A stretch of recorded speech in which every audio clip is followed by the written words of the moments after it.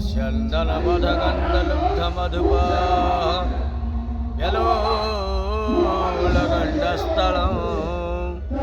दर्शक बंधु तमें जो श्लोक शुणुच बाबा होचंदी ओडिशार बाहर लोक किंतु ओडिशा रे रही आइचंदी। से जॉब फॉब सब करुतिले किंतु साधु सन्यास हवा तांकर आच्छा है इच्छा है से आज ए वेश धारण करछंदी। आम मानक सब भल सूचय दौरान आम यात्रा को भी उपभोग करछंदी। एमती नुह बहु मेला बहु यात्रा बाबा को तुम देखा पाइब। बाबा भी बहुत आमर जेतिक प्रशंसक अच्छा समस्त भल पाँच आम कलाकार मान बहुत भल पाँच। बाबा कोणार्क गणनाट्य नाटक आर द्विपद संकल्प जमी आपण जड़े साधु सन्यासी लोक यज्ञ आपड़ जानते नाटकर प्रशंसा टे लोक तू बोधे मो भाग्य ना से नाटकर कोणार्क गणनाट्य ओडिशार सर्वपुरातन गणनाट्य कहले चले। यही गणनाट्य ओडिशार बछा बछा कलाकार माने योगदान करते।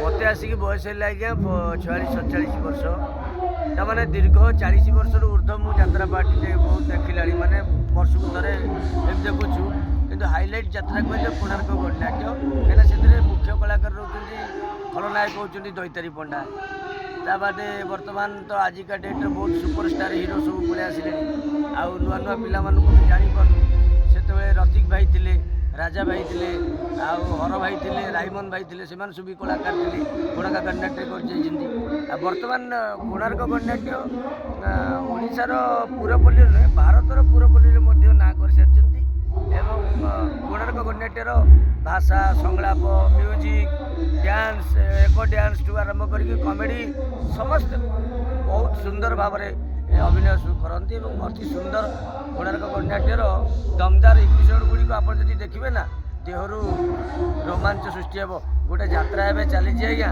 जे आमर आज कहते प्रचार करते मुझे बहुत दिन तले यात्रा शुणी आसुची तो परी मो भाग्य ना तू बोधे मो भाग्य ना हूँ तू बोधे मो भाग्य ना हूँ ये यात्रा बर्तमान सुपरहिट होती आपण मैंने भी आसतु बालुकेश्वर महादेवंकर कमांडो पड़िया को आसतु आपण मैंने कोणार्क गणनाट्य को जय जगन्नाथ। कोणार्क गणनाट्य आमर फेमस डांसर रही आम डांस डायरेक्टर रही डांस मास्टर बबलू एवं सागर बबलू सोनाम बोली बर्तन आमर हाइलाइटेड बर्तन प्रोग्राम सब ओडिशार जिते यात्रा पार्टी अच्छा समस्ते बबलू ना शुणे थरी उठती आज्ञा थे कोणार्क गणनाट्य आसतु ना ये बबलू डांस देखी जातु। जय जगन्नाथ।